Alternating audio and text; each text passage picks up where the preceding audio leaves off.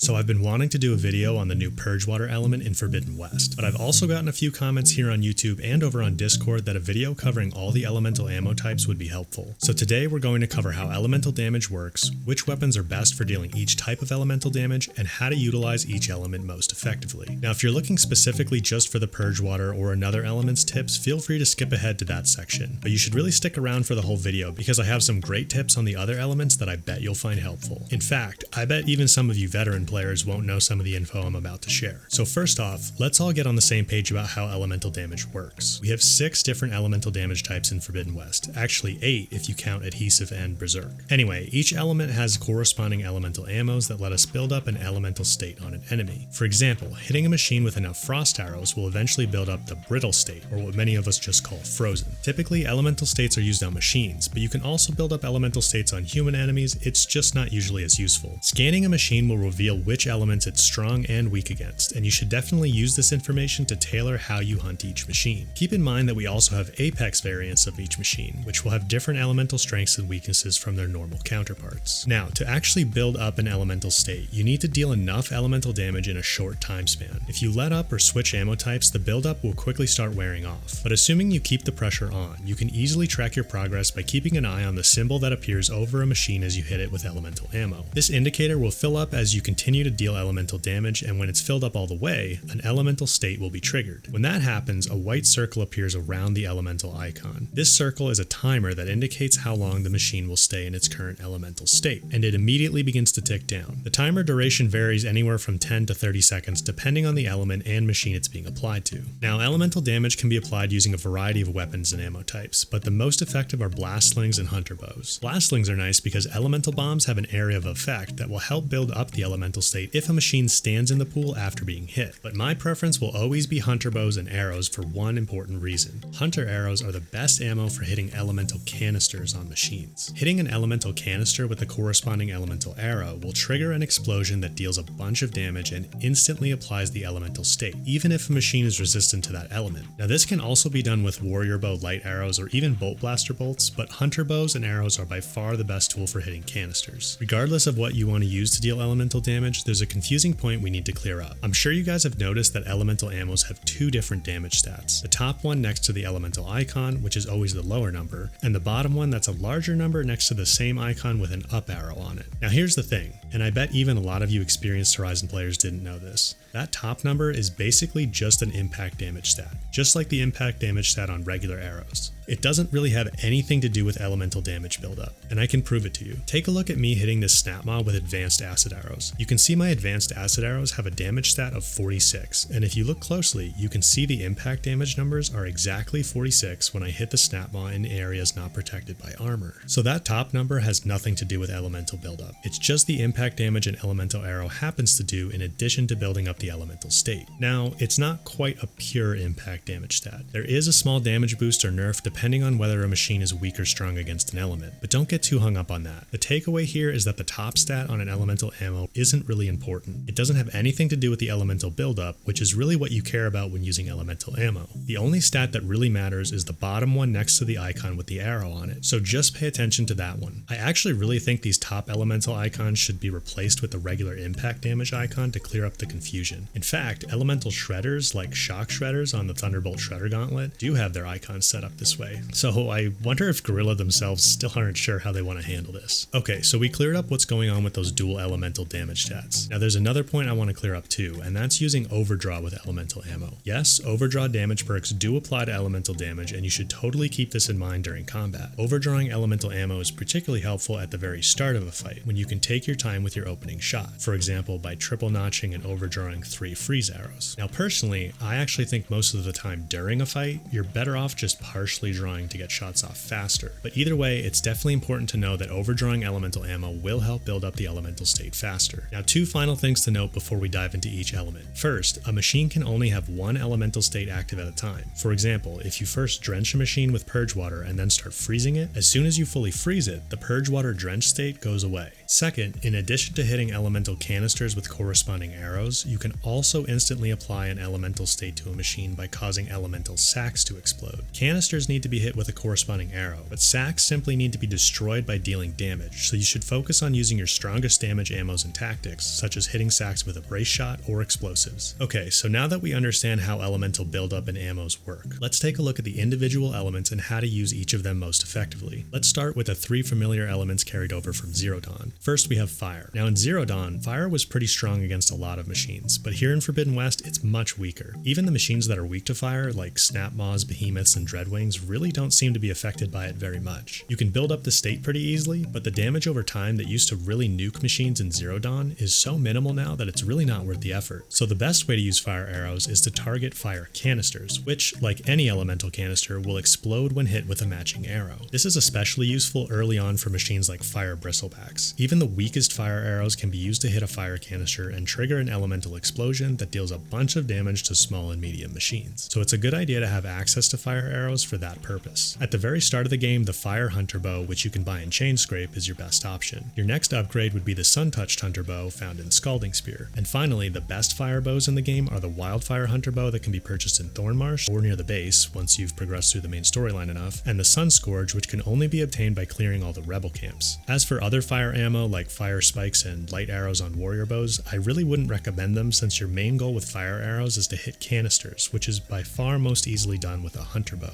Up next, let's take a look at Frost. Now Frost, or Freeze as many players call it, was arguably the most useful element in Zero Dawn, and that's remained true here in Forbidden West. You should definitely prioritize having frost arrows and or bombs in your weapon wheel. Frost is so powerful because once the machine is in the brittle state, in other words frozen, its armor plating is much less effective. Additionally, frozen machines get a big damage multiplier, which from my testing looks to be 100%, in other words double. This combination of effects means you can hit a frozen machine anywhere on its body for a bunch of damage. Plus, for a couple of seconds immediately after freezing a machine, it will literally be frozen in place and unable to move very much, which makes it easy to line up shots on vulnerable components for even more damage. The brittle state lasts a full 30 seconds, so you have a decent chunk of time to dish out some damage. Remember, you can also destroy chill water sacks or hit chill water canisters with corresponding arrows to instantly freeze a machine, even if it's resistant to frost like this behemoth. The first frost bow you can get is the Frost Hunter Bow, which can be found at the merchant you pass by during the Death's Door main quest, or you can get it a bit later in Plainsong. Later on, you'll want to upgrade to the purple Seeker Hunter Bow that will become available near the base and can also be found in Fall's Edge. The only better frostbow is the Sun Scourge, which again can only be obtained by clearing all the rebel camps. Okay, the final element carried over from Zero Dawn is Shock, which in my opinion is the second most useful after Frost. When a machine is shocked, not only will the explosion deal a nice chunk of damage, but it will also be completely immobilized for a short period of time. 15 seconds for medium and large machines and 10 seconds for small ones. This makes it very easy to target specific components or weak points to deal lots of damage. As with frost and chill water canisters, you can hit sparkers on a machine with a shock arrow to trigger an explosion and instantly shock a machine. Now, it can be a challenge to get a decent shock hunter bow because there's actually only 2 of them in the entire game, and they're not easy to get. The first one is the Lightning Hunter Bow, obtained by completing the Need to Know side quest with Talana. This is a pretty challenging quest, but I would highly recommend you do it as soon as you can because the Lightning Hunter Bow is really useful. In addition to regular and advanced shock arrows, it also has the only advanced Purgewater arrows in the game. The other reason to get it is your only other option is the legendary Deathseeker's Shadow, which costs 80 arena medals. Of course, you can just drop the difficulty to story mode and blow through the arena challenges to get these medals easily, but if you're like me and prefer not to do that, the Lightning Hunter Bow is really important. You could also consider using the Thunderbolt Shredder Gauntlet found in Thornmarsh and Hidden Ember, or the legendary Ancestor's Return Shredder, which you'll get by completing all the relic ruins. Alright, so the first new element we'll cover is Acid. Yes, for some reason Guerrilla reused the corruption symbol from Zero Dawn for Acid here in Forbidden West, but don't let that fool you. Acid is nothing like corruption. It's its own unique element, and the way it works is pretty interesting. Building up acid results in the corroding state, which lasts 30 seconds. While a machine is corroding, its armor plates will basically take tear damage over time brought on by the corrosion. You can see this by watching a machine that's coated in acid like this Thunderjaw. Periodically, its armor plates will flash and eventually they'll begin to fall off. Now, they won't all fall off after just one corrosion buildup. You'll need to put a machine into the corroding state 2 or 3 times to get a significant number of plates to fall off. But this is pretty handy for removing armor and making it easier to hit a machine for more damage. Now, in addition to slowly tearing off the plates, acid also does a bit of damage over time directly to the machine. But more importantly, it adds a damage multiplier to any damage you deal to the plates while the corroding state is active. It's a bit confusing because hitting the plates will still show a red damage reduction arrow, which many of us have trained ourselves to avoid. But if you pay attention to the damage numbers, you'll see that the damage is much higher when hitting a corroding plate compared to a normal plate. It's a bit difficult to tell, but I'm also pretty sure it's easier to remove corroding plates as well. We just can't quantify it very easily because we can't see the tear damage numbers. As for weapons, your default bow will gain acid arrows very early, or you could purchase the Fire Hunter bow found in Chain Scrape for slightly better acid arrows in the early game. In the mid game, the Frost and Purgewater Hunter bows will give you access to some decent acid arrows. You can buy the Frost Hunter bow at the merchants mentioned earlier, and the Purgewater Hunter bow can be found in Scalding Spear. In the late game, you'll want either the Wildfire Hunter bow, or, just like Frost and Fire, the coveted Sun Scourge would be the ultimate acid bow. I'd also recommend taking a look at the Corrosive Blast Sling, also found in Scalding Spear, and various Shredder gauntlets that have acid shredders. And of course, remember you can destroy metal bite sacks and hit acid canisters as well. Okay, let's talk about Purgewater. Purgewater is probably the most interesting, but also probably the least understood of the new elements. Purgewater does two things for us once an enemy is put into what's called the Drench state, which lasts for 30 seconds. First, any elemental attacks a machine has are disabled for the duration of the Drench state. Now that's pretty nice, but the effect that really makes Purgewater valuable is that it negates a machine's elemental resistances. For example, Thunderjaws are resistant to frost, but if you drench them first, their frost resistance is removed and you can freeze them much more easily. Now this is true for every elemental damage type. For a while, people thought Purgewater only made machines more susceptible to frost and shock because of a mistake in the Purgewater tutorial text. But in the 1.11 patch notes, Gorilla confirmed that Purgewater does indeed negate all elemental resistances. Now, it's a bit of a debate whether or not it's worth the time to drench a machine before applying another elemental state. For an element a machine is neutral or already weak to, Purgewater won't help you. But for an element that a machine is resistant to, you could argue that it would be simpler to just spend the time you would have spent firing off Purgewater arrows to just shoot more of the elemental ammo you ultimately wanted to use, like Frost for example. I do think that argument becomes relevant when you have higher level gear like a fully upgraded Seeker Hunter bow or the Sun Scourge, but in the early and mid game it really is helpful to utilize Purgewater. The Explosive Blast Sling found in Barren Light is a good early Purgewater weapon, but the Purgewater Hunter bow, which you can pick up in Scalding Spear, is definitely worth getting soon after that. The best Purgewater bow is the Lightning Hunter bow, but if you don't want to complete the Need to Know side quest yet, then the Corrosive Blast Sling found in Scalding Spear and Thornmarsh is a good alternative. So the final new element is Plasma, and this one is a bit disappointing. The concept is cool. First, you build up the Plasma Blast state using plasma ammo. Like Shock, this state lasts 15 seconds on medium and large machines and only 10 seconds on small ones. During this time, any damage you deal will help fill a secondary meter to the right of the plasma symbol. The level of this secondary meter indicates the strength of an explosion that will happen after the plasma state wears off. The disappointing part is that this explosion deals very little damage for all the effort you put into making it happen. Even on machines that are weak to plasma, I don't find it's worth the effort when I can use a different elemental damage like frost or acid. It can be useful to hit plasma canisters to trigger a damage dealing explosion, but again, I typically find myself wanting to just use a different element. Now I think if the secondary meter's size was increased so we could build up a bigger explosion, then plasma could be more useful, but in its current state I really can't recommend it, at least not on harder difficulties. On easier difficulties, it's a little more effective. Keep your eye on it though, because I have a hunch Gorilla will do something to buff plasma eventually. If you're looking for a plasma weapon, then the Glow Blast Sharpshot bow found in Thornmarsh and near the base later in the game would be my recommendation. If you want the absolute best plasma bow, then the Forge Fall is it, but you're going to need to rack up some arena medals to get it. Okay, so these final two technically aren't classified as elements, but I do want to quickly talk about Adhesive and Berserk.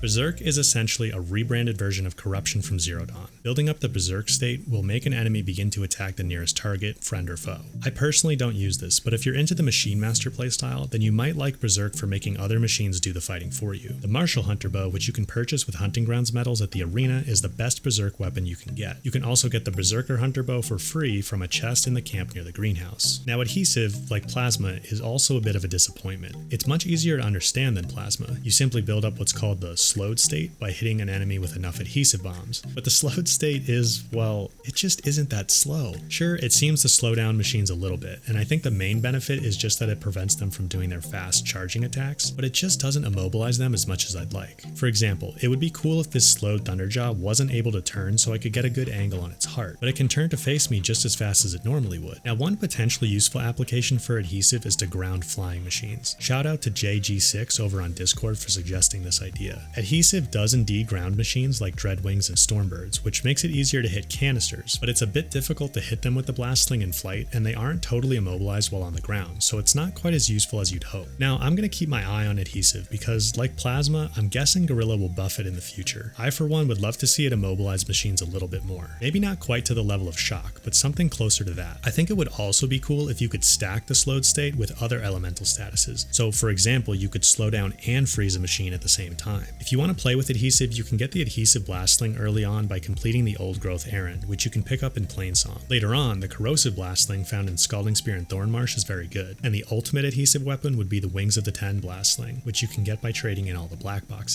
Alright guys, I think that was a pretty exhaustive guide on everything having to do with elemental damage. I hope this has helped you understand how elements and elemental damage works, the most effective ways to use each element, and the best weapons for all of them. If you guys enjoyed this or learned something new, hitting that like button and sharing this video really helps me out as I continue to grow this channel. As always, thank you guys for watching, and I'll catch you in the next one.